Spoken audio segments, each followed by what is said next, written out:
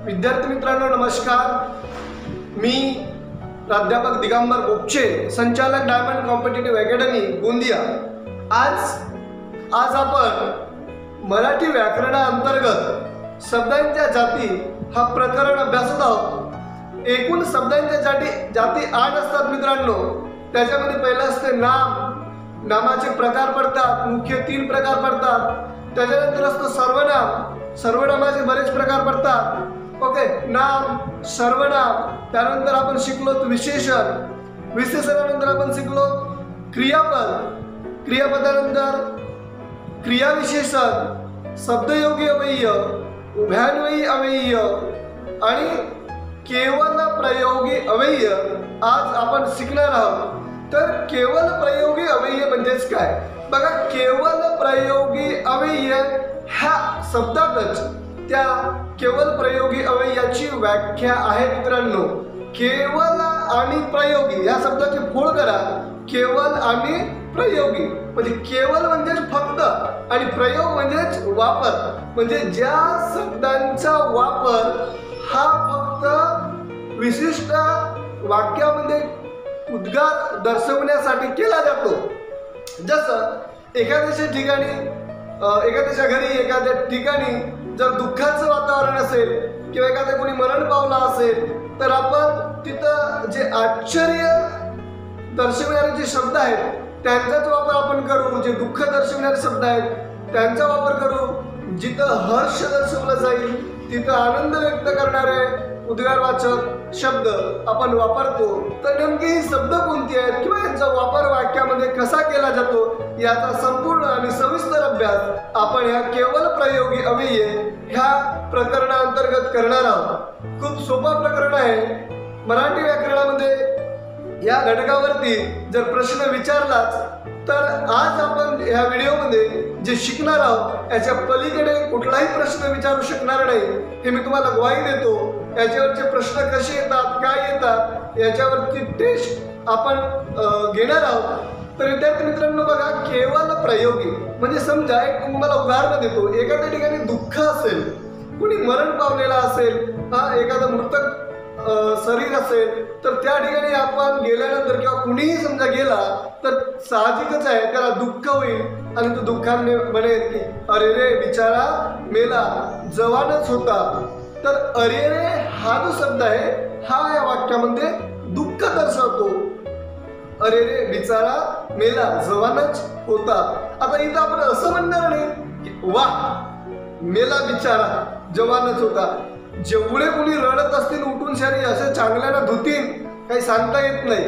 म्हणजे सांगायचे तात्पर्य एकच की मित्रांनो केवल प्रयोगी अव्यय हे फक्त आणि फक्त विशिष्ट प्रसंगानुसार वापरले जातात। लक्षात ठेवा, दुःखाच्या ठिकाणी दुःख दर्शविणारे शब्द वापरले जातील। तर तिरस्कार जर दर्शवायचा असेल तर फक्त तिरस्कार दर्शविणारे शब्द वापरले जातात। पर्टिक्युलर वाक्य दिलेलं असेल त्या वाक्यानुसार वाक्यामध्ये कोणता भाव व्यक्त केलेला आहे त्या भावानुसारच आपल्याला केवल प्रयोगी अव्यय हे वापरावे लागतात। तर विद्यार्थी मित्रांनो तुम्हाला एक गोष्ट सांगू इच्छितो, जर शिकवताना जर मी लिहित गेलो तर व्हिडिओ खूप मोठा होतो, लिहायला खूप वेळ लागते। त्यामुळे मी सुरुवातीला लिहून घेतलेला आहे जेणेकरून तुमचा वेळ वाचेल। आणि काही शब्द लिहिताना हे सुटून जातात म्हणून कोणतेही शब्द सुटू नयेत आणि तुमच्यापर्यंत परिपूर्ण माहिती पोहोचवावी हा एकच उद्देश आहे मित्रांनो। तर आज शिकूया आपण केवल प्रयोगी अव्यय। तर केवल प्रयोगी या शब्दाची आपण फोड केलेली आहे।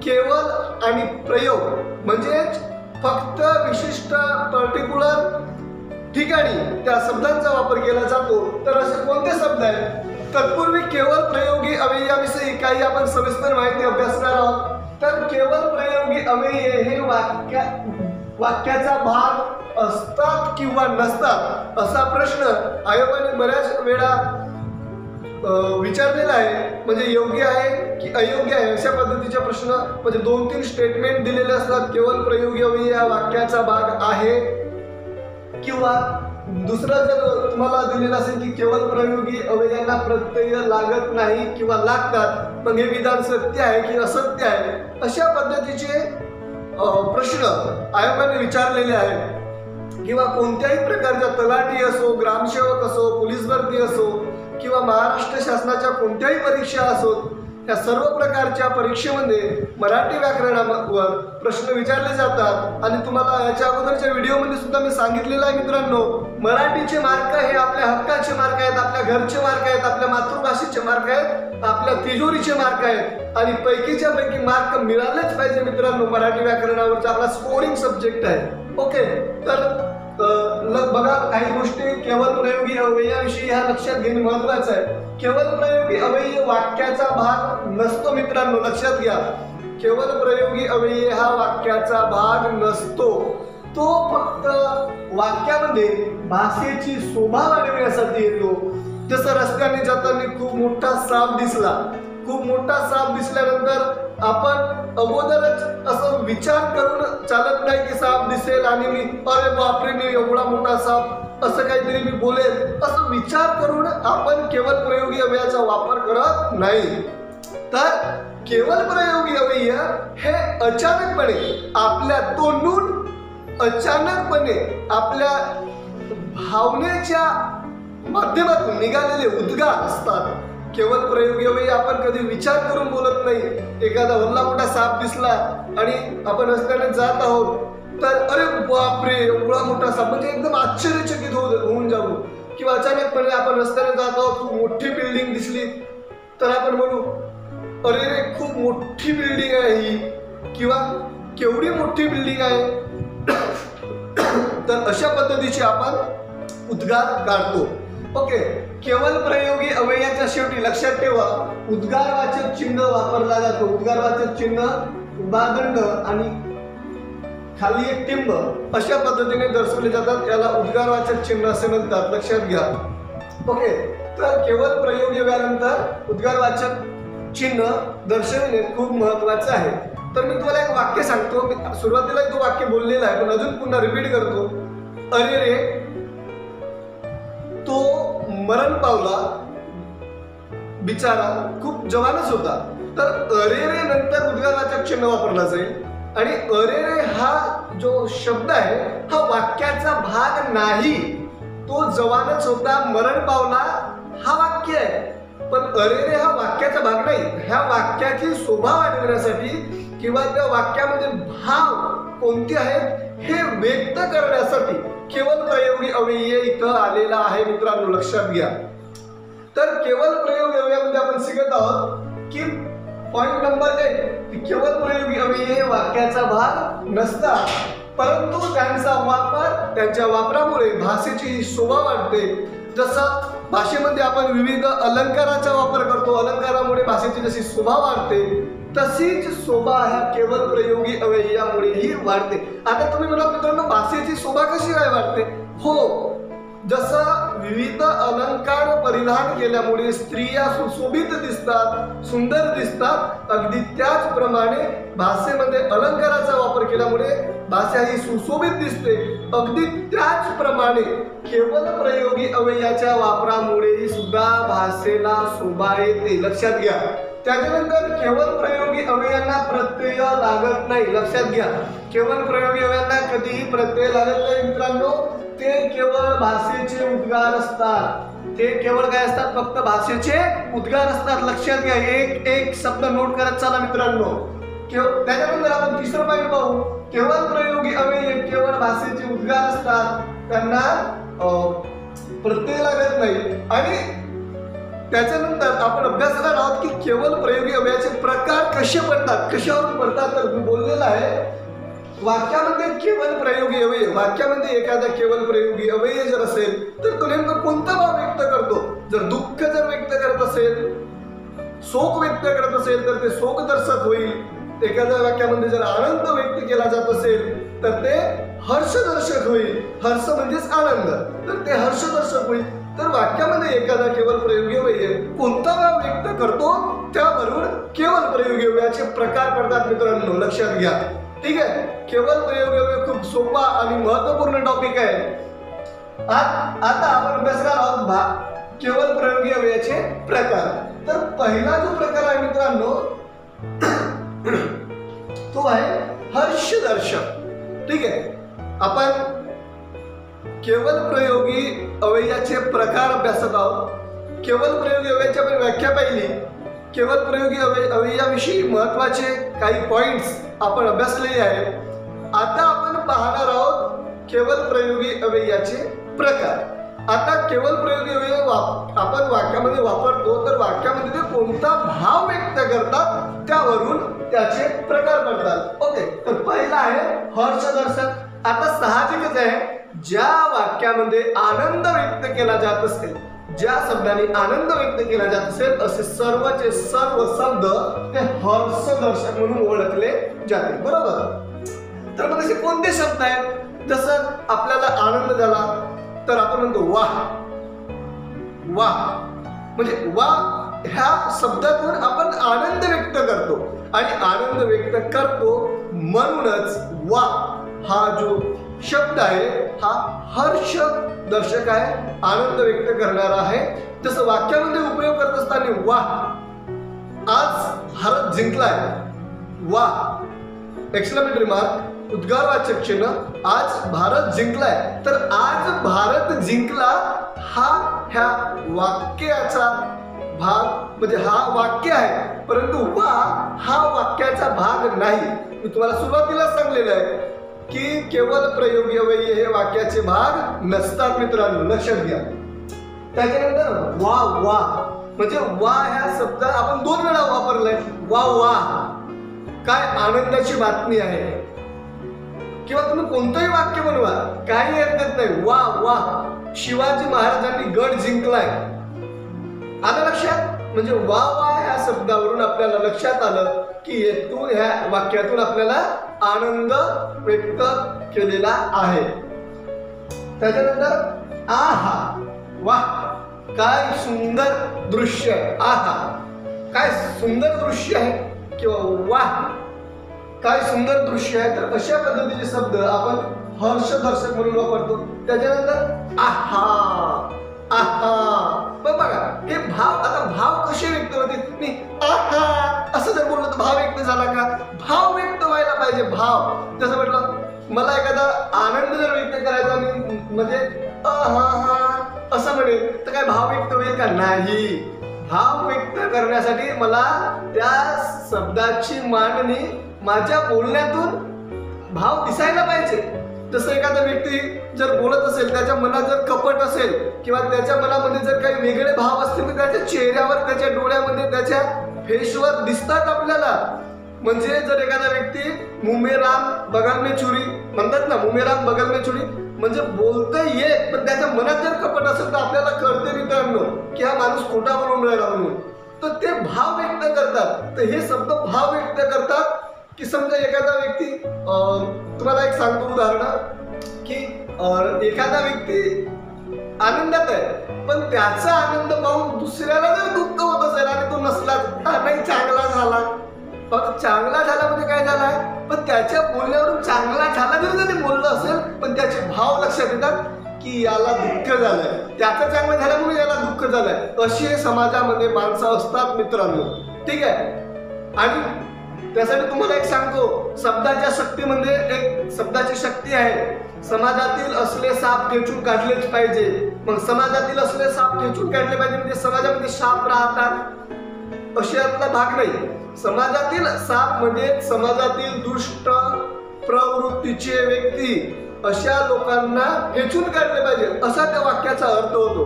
बघा, बाबा ताटावर बसले, बाबा ताटावर बसले की बाबा जेवायला बसले असा त्याचा अर्थ. बाबा ताटावर जाऊन बसत नाही, बाबा चटईवर जाऊन बसतात.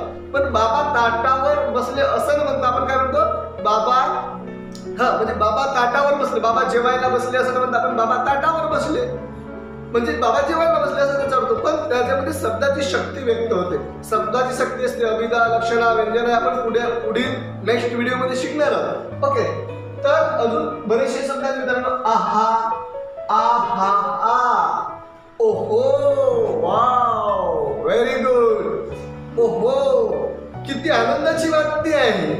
म्हणजे ओहो म्हटल्यानंतर आपल्याला आनंद व्यक्त ओहो, वाह वाह. जसं एखादं जर आपण नृत्य बघत आहोत तर आपल्याला खूप आनंद होते. वाह, किती सुंदर नृत्य आहे, वा वा, अशा पद्धतीच्या आहा म्हणताना सुद्धा आपल्याला हर्ष होतो. ह्या सर्व शब्दांचा तुम्ही वाक्यामध्ये वापर करून बघा. सर्व शब्द हे हर्ष दर्शविणारे आहेत, म्हणून यांना आपण हर्षदर्शक ह्या कॅटेगरीमध्ये या शब्दांचा आपण अंतर्भाव केलेला आहे मित्रांनो. त्याच्यानंतर आहे शोकदर्शक. आता शोक म्हणजेच काय? शोक कधी होतो बघा, शोक सभा घेतात. शोक सभा कुठे लग्नात घेतात का? नाही. शोक सभा मृत पावलेल्या व्यक्तीचं जे प्रेत असते ते प्रेत जाळतात आणि ते प्रेत जाळल्यानंतर जी शोक सभा होते, गावकऱ्यांकडून जी शोक सभा घेतली जाते, म्हणजे दुःख व्यक्त करण्यासाठी. एखादा व्यक्ती आपल्या आयुष्यात खूप चांगलं कर्तृत्व केलं, कार्य केलं आणि ती व्यक्ती समजा सोडून गेली तर आपल्याला दुःख होतं की आपण आपल्या समाजातील एखादा हिरा गमावला. समाजातील असो किंवा देशाचा असो किंवा देशाचा एखादा सैनिक समजा देशासाठी शहीद झाला असेल तर त्यावेळेस त्या परिवारालाच नव्हे तर अख्ख्या भारताला दुःख होतं. आणि ते दुःख व्यक्त करण्यासाठी आपण जे शब्द वापरतो, अरे रे किंवा जे काही शब्द वापरतो ते सर्व शब्द हे शोकदर्शक असतील मित्रांनो. तर अरे रे, अरे रे शहीद झाला, खूप देशासाठी त्यांनी कष्ट केलंय देशासाठी. पण मित्रांनो लक्षात घ्या, जे देशासाठी शहीद होतात ते कधीही मरत नाही, ते अमर होतात, लक्षात ठेवा. म्हणून मला सांगावं वाटतं, आता एक शिकवता एक आठवलं, ह्या तरुणाईला मला सांगावं वाटते, क्यों मरते हो यारो बेवफा सनम के लिए, क्यों मरते हो यारो बेवफा सनम के लिए, दुपट्टा भी ना देगी कफन के लिए. अरे मरना है तो मरो वतन के लिए, तिरंगा मिलेगा कफन के लिए. दोस्तों, ही देशभक्ती आपल्या रक्तात बिंबवलं पाहिजे. देशासाठी कधीही मरण्या मिटण्याचा जर प्रसंग आला तर नेहमी ह्या तरुणाईने पुढे यायला पाहिजे. ओके, तर आपण पाहतो मित्रांनो शोकदर्शक. तर अगाई, समजा एखाद्या मुलीला ठेच लागली, जर दुःख झालं तर अगाई. तर अशा पद्धतीचे उद्गार बाहेर पडतात. अचानकपणे तोंडातून निघालेले उद्गार हे केवळ प्रयोगी असतात मित्रांनो, लक्षात ठेवा. आई ग, आई ग, दुःख झाल्यानंतर सर्वात आपल्याला आईची आठवण येते. ठेच लागली किंवा काही लागलं किंवा काही चिरला गेलं तर आई ग. बघा, लहान मोठ्या संकटांना आई चालते, पण जेव्हा मोठे मोठे संकट किंवा वादळ पेलवायचे असतात तेव्हा आपण बापरे किंवा मोठं भयानक ऍक्सिडेंट झालं बघितलं तर आपण बापरे असे उद्गार काढतो. ठीक आहे, हे सर्व उद्गार जे दुःखाने काढले जातात मित्रांनो, हे सर्व शोकदर्शक असतात. ज्या वाक्यातून शोक दर्शविला जाईल आणि ज्या वाक्यामध्ये अशा शोकदर्शक शब्दांचा वापर केला जाईल असे सर्व शब्द हे केवळ प्रयोगी असतात मित्रांनो, लक्षात घ्या. त्याच्यानंतर हाय हाय हाय, देवारे देवारे, खूप वाईट झालं बिचारा, त्याचे जसं कोणी मरण पावलं असेल तर आपण देवारे अशा पद्धतीचे उद्गार काढतो. त्याच्यानंतर हर हर, शिव शिव, अगाई. तर अशा पद्धतीचे जे सर्व शब्द आहेत मित्रांनो, हे सर्व शब्द हे शोकदर्शक म्हणून वापरले जातात. तुम्ही वाक्य कोणतेही बनवा चालते. मी जे वाक्य बोललो तेच तुम्हाला परीक्षेत विचारलं जाईल अशातला काही भाग नाही. मी फक्त शब्दावर कॉन्सन्ट्रेट करा. जे मी शब्द लिहून दिलेला आहे हे शब्द लक्षात ठेवा. हे शब्द महत्वाचे आहेत. तुम्ही वाक्य त्या वाक्यानुसार शब्दांचा वापर करू शकता. ओके, त्याच्यानंतर आपण अभ्यासणार आहोत आश्चर्यदर्शक. ओके, तर आश्चर्यदर्शक. आता आश्चर्य कधी होईल? एखादी कधी न पाहिलेली किंवा अचानकपणे एखादी गोष्ट घडली आणि आपल्याला अरे बापरे असं होऊ शकते, असंही होऊ शकते, असं जेव्हा वाटते तेव्हा आश्चर्य म्हणजे आपल्यालाच वाटतं की बापरे, म्हणजे खूपच खतरनाक आहे हा, तेव्हा आश्चर्य वाटते. ओके, जसं आश्चर्य वाटल्यानंतर आपण काय करतो, अबो एवढा मोठा साप, म्हणजे खूप मोठा साप बघितल्यानंतर आपण एकदम आश्चर्यचकित होतो, अरे बापरे, अबो एवढा मोठा साप. अशा पद्धतीचे आश्चर्यचकित करणारे जे काही शब्द असतील एखाद्या वाक्यामध्ये त्या शब्दांचा जर वापर केलेला असेल तर हे शब्द केवळ प्रयोगी अव्यय होतील. जसं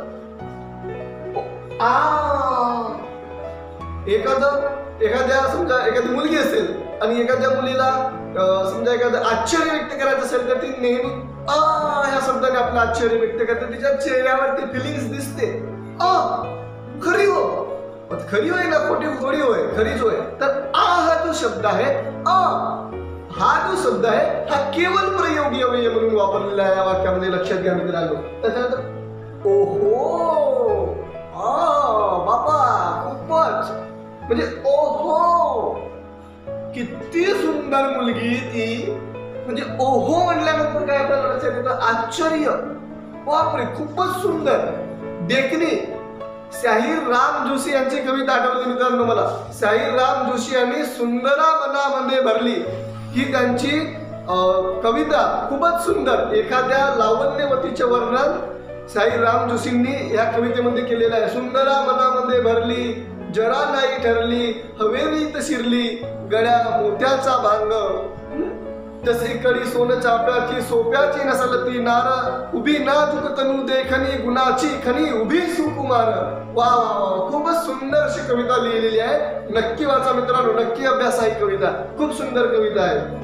ओके, त्याच्यानंतर अबो, जसं एखादं आश्चर्य झालं तर अबो असावा, हा असाच होय. म्हणजे अबब हा जो शब्द आहे, अबो हा शब्द तुम्ही वाक्य कोणतंही घ्या पुढे, पण अबो हा शब्द जेव्हा तुम्ही बोलाल तेव्हा तुमच्या चेहऱ्यावर आश्चर्याचे भाव दिसतील.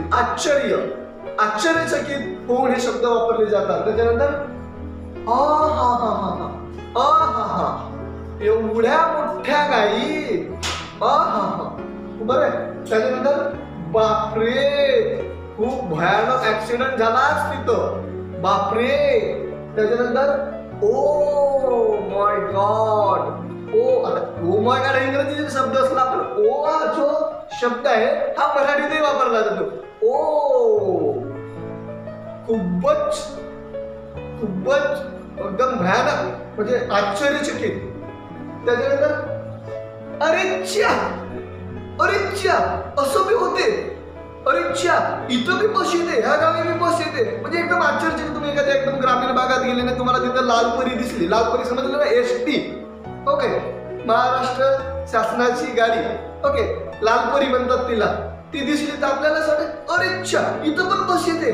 तर हे जे शब्द आहेत अरेच्या, हा काय करून राहिला आपल्याला, आश्चर्य व्यक्त, एखाद्या व्यक्ती आश्चर्य करत आहे की इथं पण बस येत आहे, हे आपल्याला कळते इथं. म्हणून म्हणतो इथं अरेच्या हा शब्द काय आहे, केवळ प्रयोगी अव्यय. पण तो कसा, कोणता केवळ प्रयोगी अव्यय आहे तर आश्चर्य दर्शक, शोक दर्शक होईल का अरेच्या, शोक दर्शक होणार नाही, हर्षदर्शक होणार नाही, तो आश्चर्य दर्शक म्हणूनच वापरला जाईल. मित्रांनो लक्षात घ्या, म्हणूनच तर तो केवळ प्रयोगी अव्यय आहे ना, कारण आश्चर्य व्यक्त करणारा शब्द हा त्याच प्रकारच्या वाक्यात वापरला जाईल. लक्षात घ्या, केवळ प्रयोगी याची व्याख्या आपण सुरुवातीलाच केलेली आहे.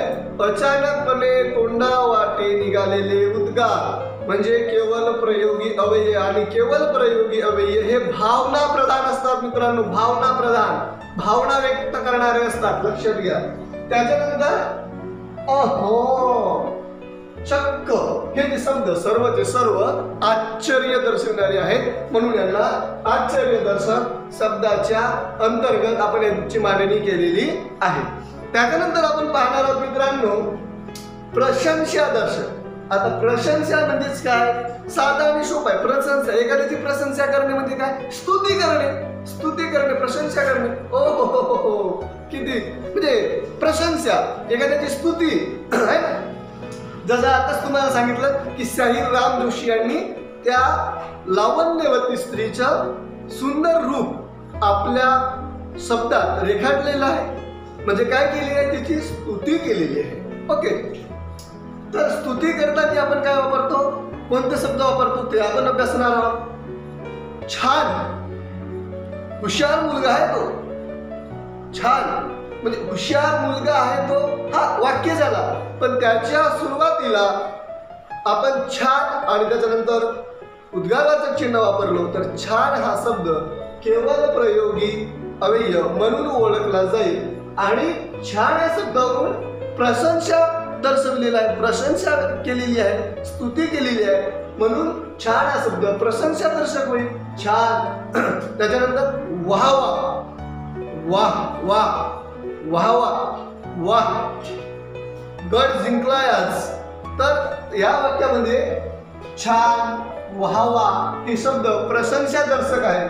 त्याच्यानंतर शाबास, खूप छान मार्क मिळविलेस परीक्षेत, शाबास है ना. तर शाबास हा शब्द प्रशंसा दर्शक आहे.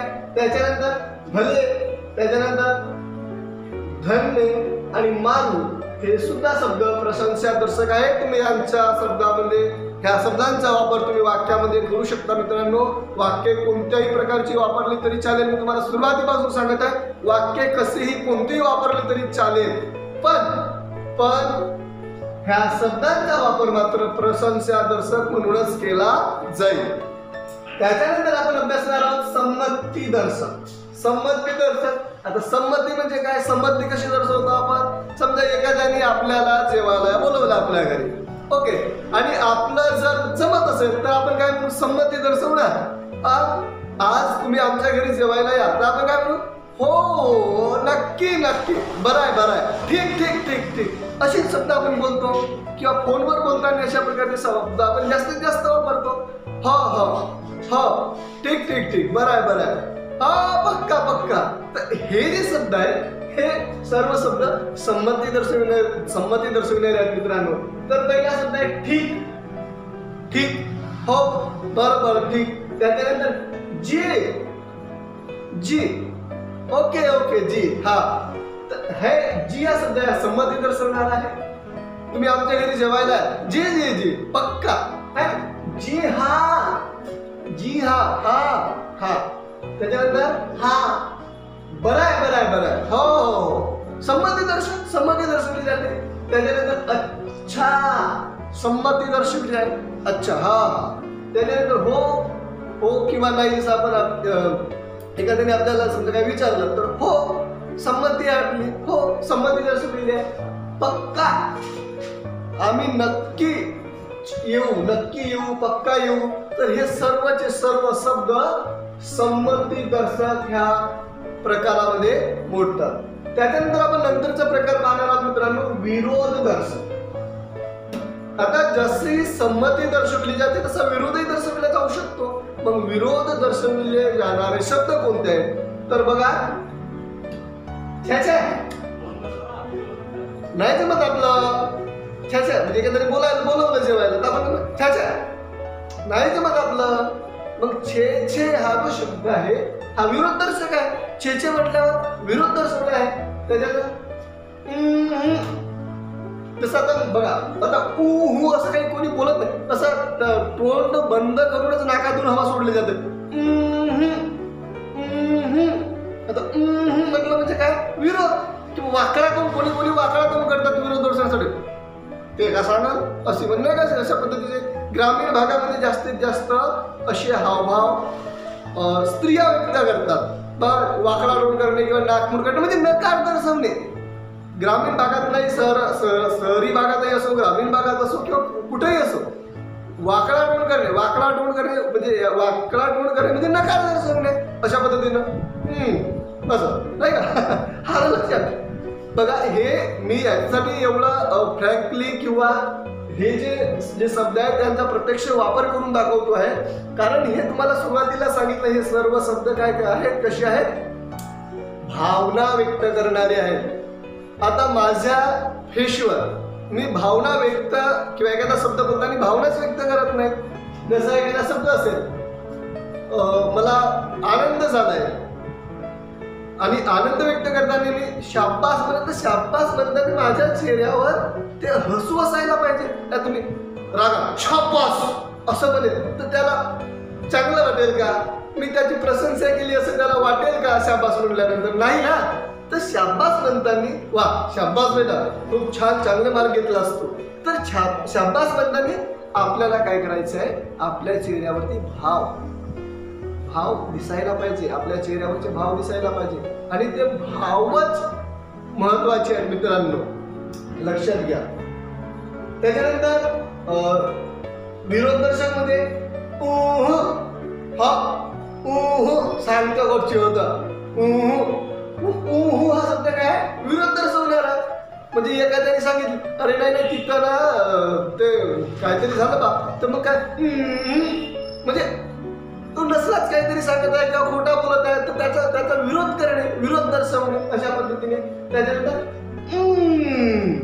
हा कोटची होतं सांगते ती नाकायला.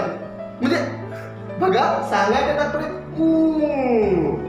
म्हणजे आता म्हणताना माझ्या चेहऱ्यावरचे भाव तुम्हाला दिसले का? आता मी नसला असं जर बोललो तर काही समजेल का तुम्हाला? भाव व्यक्त झाले का? नाही. भाव व्यक्त व्हायला पाहिजे. भाव केवळ प्रयोगी अवयव हे भावावर डिपेंड आहे. भाव म्हणजे किलो काटा भाव, तो भाव म्हणजे रेट किंवा किंमत नाही. भाव म्हणजे इमोशन्स.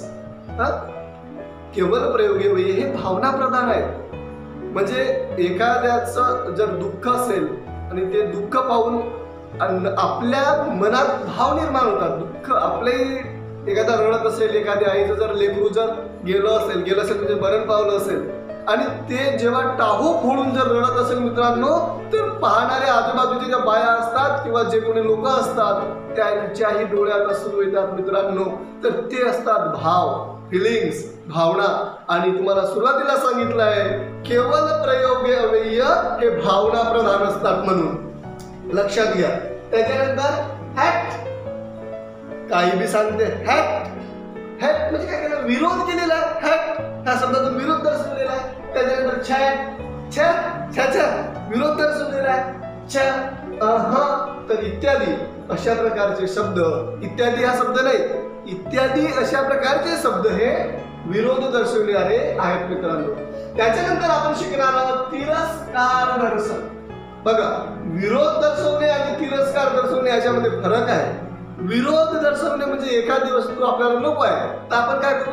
विरोध करू. पण विरोध करणे आणि तिरस्कार करणे फरक आहे. म्हणजे एखादा जर शेंबळा व्यक्ती असेल तर त्याचा तिरस्कार, किळस वाटणे, नकोसं वाटणे, तर आपण काय म्हणू? शी. म्हणजे आपण इथं काय करत आहोत? तिरस्कार दर्शवत आहोत. म्हणजे एखादी व्यक्ती जर असं शी म्हणत असेल तर ते तिरस्कार दर्शवत आहे. शी, थू. आता थू हा जो शब्द आहे मित्रांनो, आता थू म्हणजे असं कोणी थू असं कोणी म्हणत नाही. तुम्हाला सांगतो हा भावना प्रधान आहे. भावना प्रधान म्हणजे आता बघा एखादी व्यक्ती एखाद्याची झगडा झाला असेल, भांडण झालं असेल, पटत नसेल तर ते नसलीच त्याला पाहून शरी थू किंवा नसलंच त्याच्याकडे पाहून शरी किंवा इकडे बाजूला थू करते. म्हणजे काय करते? तिरस्कार, त्या व्यक्तीचा तिरस्कार करणे, नकोसं वाटणे, ते व्यक्ती तिरस्कार करणे. तर तिरस्कार करताना थू, शी, हुळूत हा जो शब्द आहे, हुळूत ग्रामीण भागात खूप जास्त प्रचलित शब्द आहे. हुळूत नवीन शब्द आहेत. जनरली शहरी भागात हे शब्द बोलले जात नाही, पण हे शब्द तुम्हाला व्याकरणाअंतर्गत अभ्यासावं लागेल. त्यांचा वाक्यात उपयोग करावा लागेल. त्यांच्या भावना ह्या शब्दातून कशा व्यक्त केल्या जातात हे समजून घ्यावं लागेल. कारण सुरुवातीला सांगितलं भावना प्रधान आहेत. लवकर आलं लक्षात. त्याच्यानंतर हुळ, इच्छा, धीक, फूस, हत, छत, छी. आलं छी. तिरस्कार दर्शवणारे शब्द आहेत मित्रांनो, लक्षात घ्या. त्याच्यानंतरचा आपण प्रकार पाहणार आहोत संबोधन दर्शक. संबोधन म्हणजेच काय? आपण विभक्ती अभ्यासलेली आहे. विभक्तीचे जे कारकार्थ आहे त्याच्यामध्ये संबोधन 8वा जो आहे विभक्तीचा कारकार्थ तो आहे संबोधन. संबोधनामध्ये काय मारली जाते? हाक मारली जाते मित्रांनो. हाक. ओके, जसं हाक मारताना किंवा एखाद्याला संबोधून बोललं जाते, अगं इकडे ये. आता मला त्या मुलीचं नाव मालूम नाही किंवा त्या मुलाचं नाव मालूम नाही, तर मी काय करेन, तिला संबोधून किंवा त्याला संबोधून अगं किंवा अरे अशा प्रकारचे शब्द वापरेल. जसं एखादी पत्नी आपल्या नवऱ्याला काय म्हणते, अजी, ओजी, सुन रहे हो जी, ऐकताय का, अहो ऐकताय का, रावजी ऐकताय का, तुम्ही कुठे गेले आज ना, भाजीचं संपलंय. हा, जे काही बोलायचं असेल ते नक्कीच बोला, काही हरकत नाही. वाक्य कोणतेही असो, सुरुवातीला सांगितलं, पण हे जे शब्द आहेत ते संबोधन. संबोधन म्हणजेच काय, संबोधून वापरणारे शब्द हे संबोधन असतात. संबोधन. मग अगं, अगं इकडे ये, कुठं गेली तू, अगं. मग अगं कुणाला बोलणं, जी ऐकत आहे तिला संबोधून तो अगं हा शब्द वापरलेला आहे. त्याच्यानंतर अरे, अरे, अरे, तुम्ही ते एक मराठीचं वाक्य तुम्हाला सांगतो, अरे काय करत आहे तू. मग अरे हा शब्द जो समोर काहीतरी करत आहे त्याला उद्देशून बोललेला आहे. त्याच्यानंतर बघा अहो. अहो जास्तीत जास्त महिला ह्या पुरुषांना संबोधून बोलतात, अहो. नवऱ्याला संबोधून बोलतात. आता अनोळखी व्यक्ती असेल तर त्याला अहो म्हणणार नाही, ए म्हणजे कोणीतरी म्हणत, ए दादा, ए दादा, ए म्हणजे आलं लक्षात, ए इकडे ये बघू, ए बक्की समोर खूप मोठा साप आहे, ए. तर काय संबोधन बोलू त्याला. त्याच्यानंतर अगा. आता अगा हा थोडासा बोलायला उद्धट वाटतो मित्रांनो. अगा, काओगा, कायले असा करतेस का. ग्रामीण भागामध्ये अगा जास्त शब्द वापरला जातो. ओके, अगा. जसं वडिलाला म्हणतात अगा, कोटी घेत नसता का. पण असं बोलू नये, पण शब्द हा संबोधन व्यक्त करणारा आहे. ठीक आहे. त्याच्यानंतर अगो, बाबूगो, अजीगो अशा पद्धतीचे शब्द बोलले जातात. तर अगो हा जो शब्द आहे हा संबोधून वापरला जातो. त्याच्यानंतर बा. तुम्हाला एक उदाहरण सांगतो, अरे बा 1 रुपयाची एक गा, तर 2 गायची किंमत किती. आता तुम्ही म्हणाल 104 रुपये सर. चुकीचं उत्तर आहे. अरे बा. बा हा संबोधून वापरलेला आहे, तो संबोधन आहे. अरे बा 1 रुपयाची एक गा, तर 2 गायची किंमत किती, 2 रुपये. म्हणजे अरे बा. तर बा काय झाला इथं. तर तुम्ही असं म्हणाल सरळ सरळ, अरे 52 रुपयाची एक गा. 52 नाही, अरे बा हा संबोधून वापरलेला आहे. अरे बा 1 रुपयाची एक गा असं. तर बा हा काय आहे, संबोधन आहे वाक्यामध्ये, लक्षात घ्या. त्याच्यानंतर रे. काओ रे, काय करते रे. रे हा संबोधून वापरलेला शब्द आहे. त्याच्यानंतर अबे. हा जो शब्द आहे हा उद्धट आहे. उद्धट म्हणजे अबे वगैरे नाही म्हणायला पाहिजे कुणाला तसं, पण तरी पण आता संबोधून वापरले जातात. जसं मित्रमंडळी असतील, क्लोज असतील, एकदम जवळचे असतील, तर अबे तू काय सांगशील, म्हणजे संबोधून, एखाद्याला संबोधून बोललं जाते. आणि अबे हा शब्द जरी उद्धट जरी असला, पण लक्षात ठेवा मित्रांनो, तेवढंच प्रेमळही आहे.